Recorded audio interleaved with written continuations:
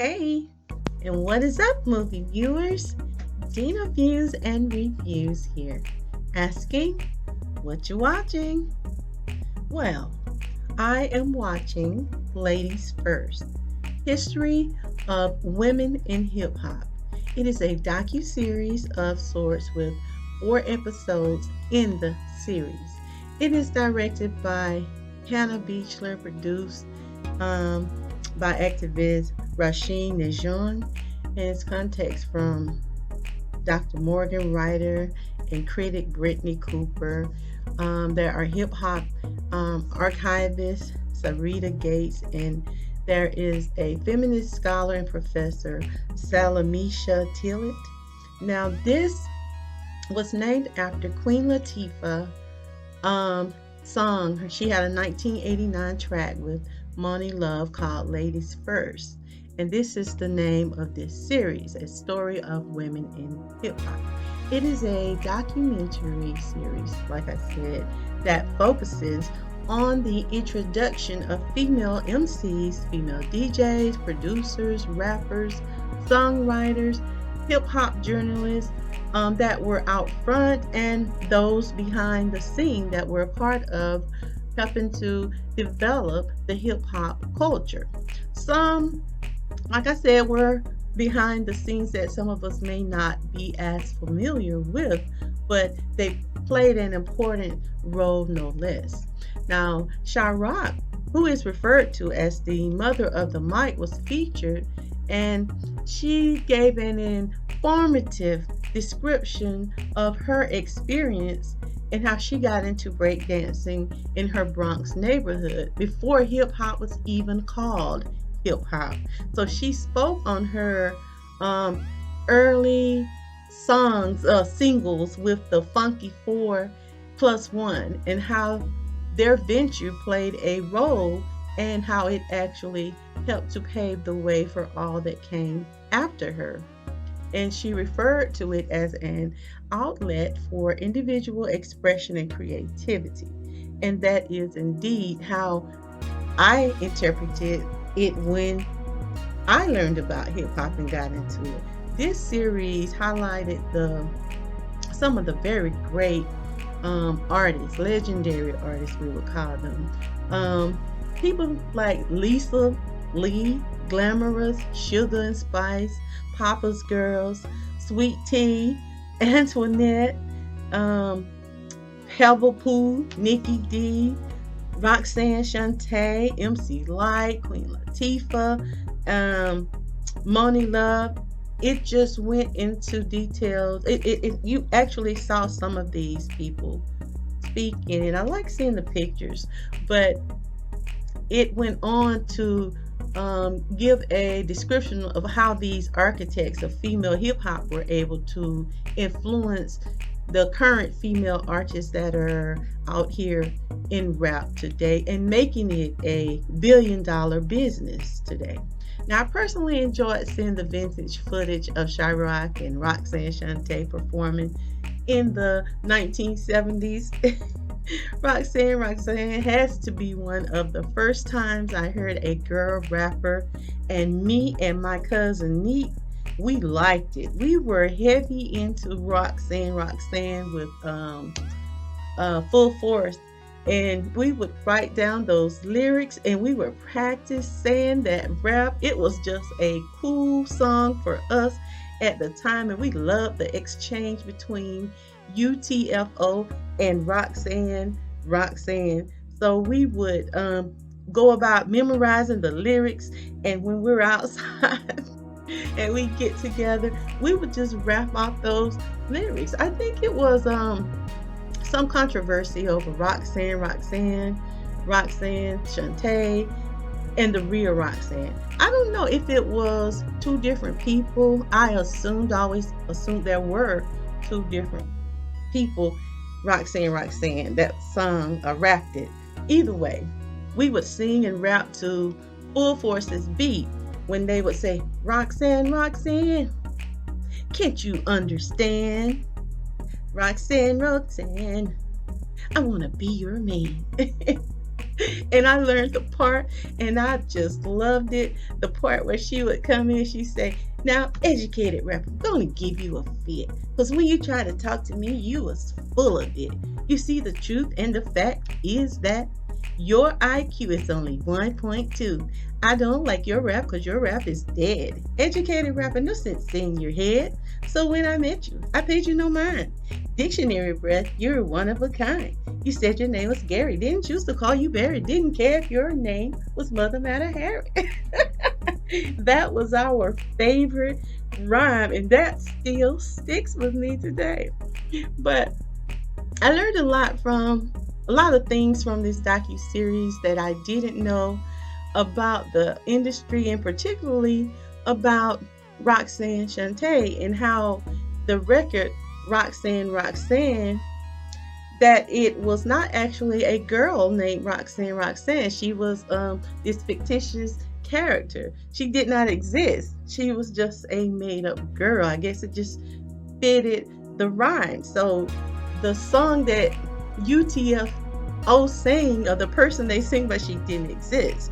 But when Lolita Shante Gooden responded with a rap, she became that legendary Roxanne Shante that we know about today. And what was interesting about her, she gave a more. We learned more about her situation, how she became that. But I found it very interesting that she revealed that she was pregnant at 16, and she didn't know that she was pregnant. She didn't find out until February that she was pregnant, and that she delivered the child in March and was back on stage in April. Wow.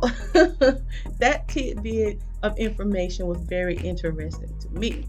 Now, there were other rap songs that I can remember being exposed to. I love the Roxanne Roxanne, but Rapper's Delight was another rap song, and I think everyone today remembers that song. It's still quite popular. My babies are rapping it today.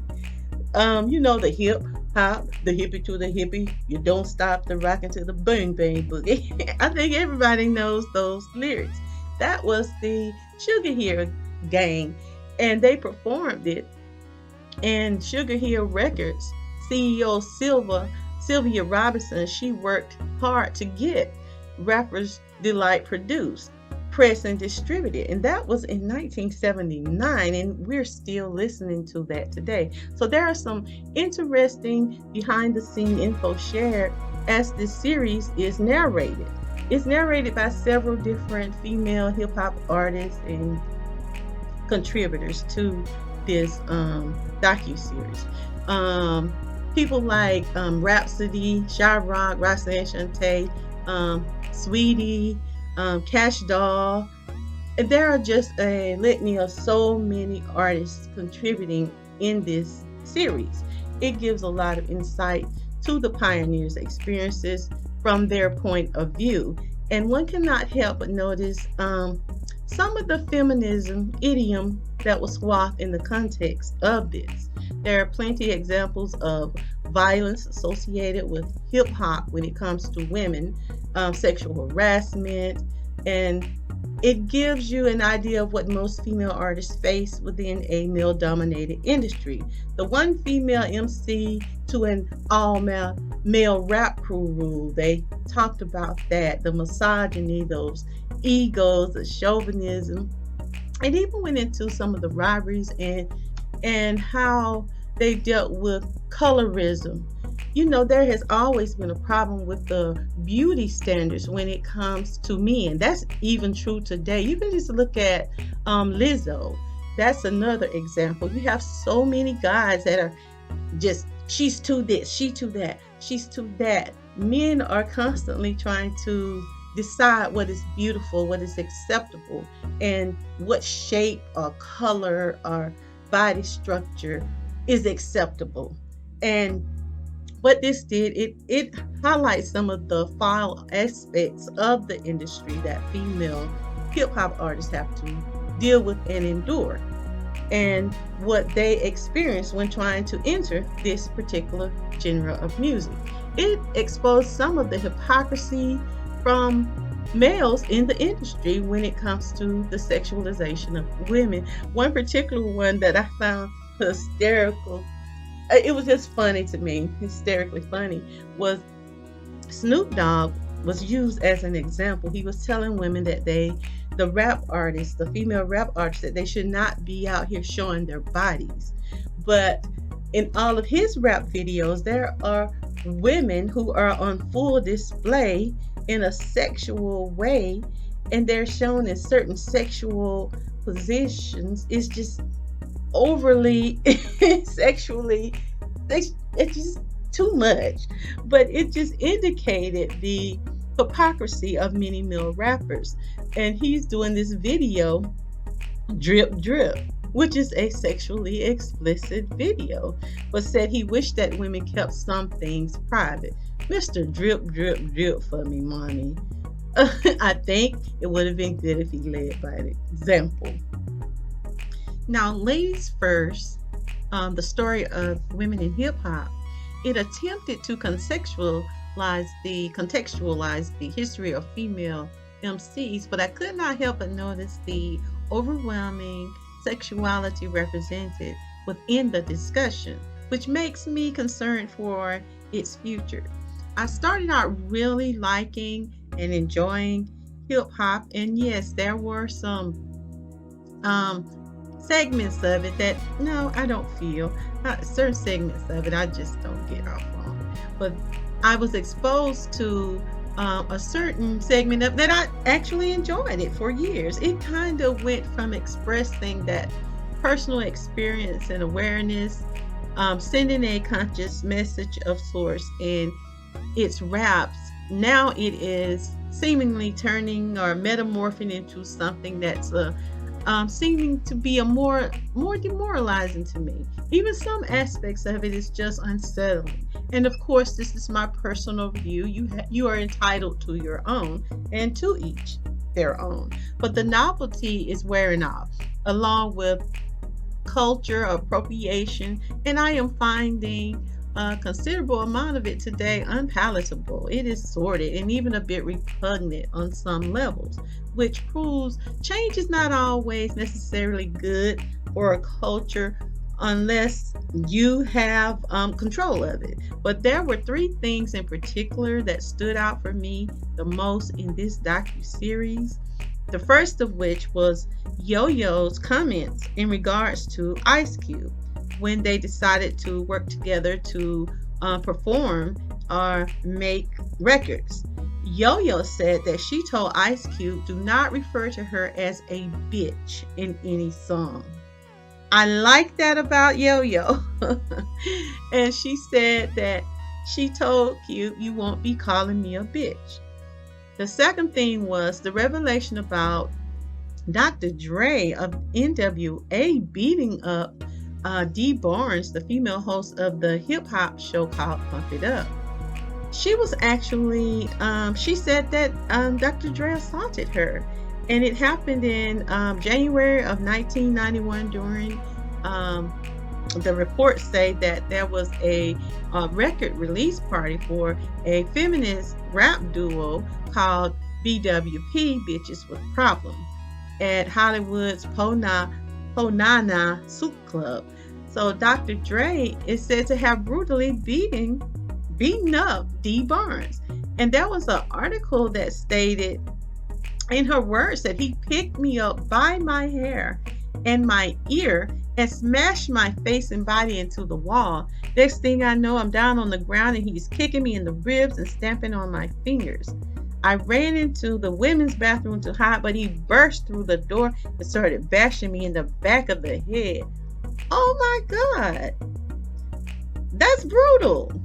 But the article went on to say that he allegedly attacked her because he was upset that the television spot on her show that featured a former NWA member that we know is Ice Cube had unexpectedly inserted something about they were spotlighting NWA, but that he said something that offended them during the interview. I'm told that there is no footage of this because they've removed it purposely.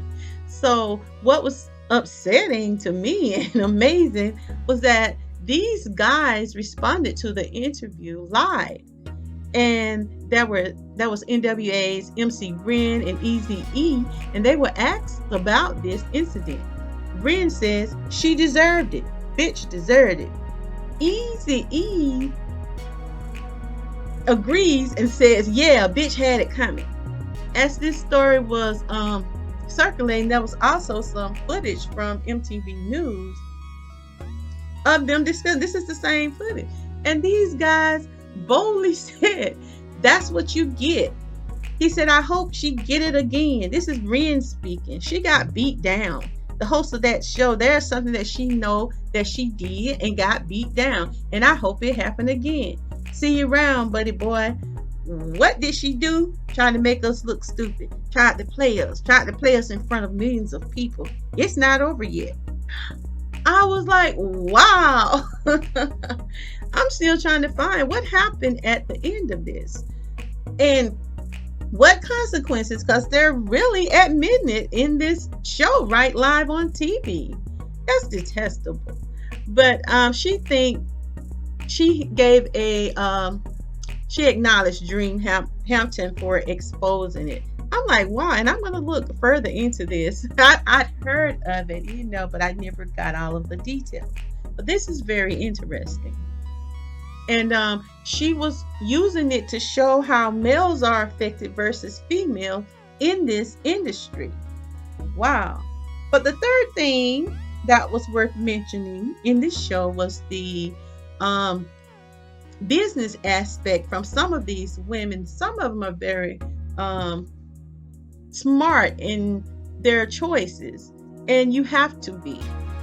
But these female artists that have been in the rap business for a while some of them were able to break the mold and define themselves and their place, their positions in rap society, the rap industry, and utilize their experience and knowledge of that business to their advantage. As in the case of Queen Latifah, who started her own management company called Flavor Unit Management, and it shows her adeptness as an artist. Lato was speaking and she talks so country hood to me. She's like one of my relatives down here in the South. When I hear her speak, I have a niece that speaks exactly like her. But I was so impressed learning about her journey because she was able to have a full understanding of what she wanted. She was aware of the value that she brought to the industry. She was well aware of her worth. So when she won this contest with Jermaine Dupri and she was offered a record contract, she nicely turned it down. And she admitted that she knew why. She knew her value. So, I mean, that's something that you have to instill in our young ladies today. And she shared that artists wanted to sleep with her when she asked if they would do a verse on some of her tracks. And she used the terminology drop nuts on female rappers. Wow, that's saying a lot about the industry. Then Meg Thee Stallion, she spoke about artists, and that's no secret though, that how these deals tend to exploit women or artists in this business sometimes. And she even compared them to payday loans. And she was expressing the importance of reading the fine print. Oh my goodness, some of the details were amazing to learn. But Sweetie took it a little step further because she talked about how she had 2 actual mental breakdowns. And they were all trying to let other people that are interested in this, that you should be about protecting yourself mentally, protecting yourself physically, and financially as women, the importance of protecting your peace. Now, I gave this docuseries a 2 out of 5 stars. Although it is an fascinating and quite interesting conversation and undoubtedly a topic worth examining, the influence of black women in hip hop is certainly significant. There's no denying that. And it should be included in its history.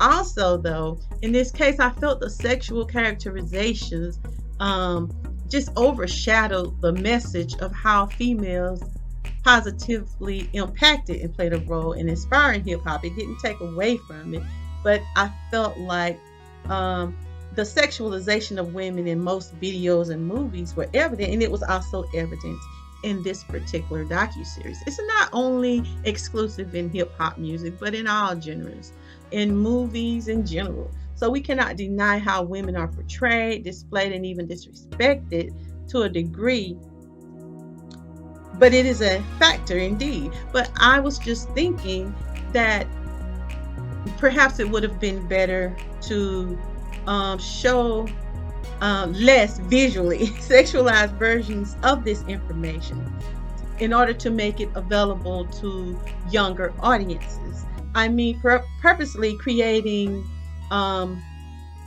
with the youth in mind this message that delivers to those that see these people in the industry as role models. They look at these ladies and they want to be them. So perhaps a version that was less sexual, it just had a lot of sexual images on the screen. I don't say omit the facts when it comes to that, but not display as much as I've seen. It was really clearly for a more advanced and age audience to view, because children get into the industry very early on, is why I say this. And it would be nice to have an informative, factual adaptation with cautionary caveats that can prepare or forewarn young ladies about what can be expected when they decide that they want to go into this industry. And it may help them to deal with the pitfalls or even avoid the ones that are rampant, that we know are rampant in this now propaganda, sexualized, manufactured business. It's a conversation worth having with the female youth today who follow or see these people as role models once again. And it is certainly a topic of conversation worth having with our young people who listen to this music, who are interested or inspired to pursue this as their own career. Now, I can do without the numerous perspectives that were shown on personal sexuality. That was shown overwhelmingly to me in this docuseries. I felt its representation kind of dominated the entire issue. It was overly abundant. It is okay to imply, and yes, I think it could have delved a little more into the need for respectability within hip hop culture. Having talent and hip hop culture does not necessarily have to be about one's sexuality. And yes, that is Dena's view. Now, Ladies First, History of Women in Hip Hop is rated TV MA. And if you are interested in checking out this 4-part series, you most certainly can, because it is now streaming on Netflix. If you have not already, be sure to subscribe and leave your comment on this particular movie. This has been Dena Views and Reviews. Join me for my next movie review and our recommendation. And I want you to remember, it's my view. Now, what you watching?